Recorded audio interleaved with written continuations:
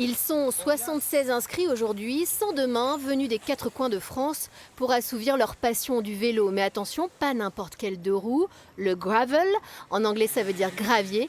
Pour ces adeptes à l'horizon, aucun grain de sable dans la mécanique du plaisir de rouler. C'est la liberté, on prend des chemins, des pistes cyclables qui sont gravillonnées, mais ça passe tout le temps avec ce type de vélo.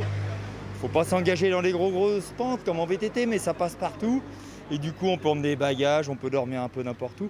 Et les ambiances restent familiales, comme ici, conviviales. Nous, on vient plutôt, on faisait du vélo de route, un peu de VTT. Et je trouve que c'est un super compromis entre les deux. Donc la nature, ça nous permet, parce que le vélo de route, il y a de plus en plus de voitures, c'est de moins en moins agréable. Donc du coup, là, c'est vraiment un super compromis. Ça nous permet de découvrir des villes, des régions. C'est pour ça qu'on est à Dijon aujourd'hui. Sur le marché du deux roues ces 10 dernières années, le gravel a taillé des croupières au vélo de route et au VTT. Malgré un prix d'achat assez élevé, cet engin est plébiscité par les consommateurs pour son adaptabilité à tous les usages, toutes les envies.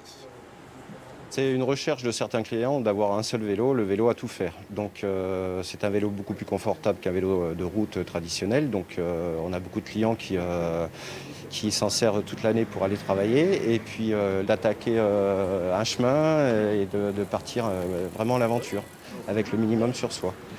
Des grands espaces américains, berceau du gravel à la Bourgogne, peu importe les latitudes ou les paysages, l'idée est de pousser l'aventure là où la route s'arrête.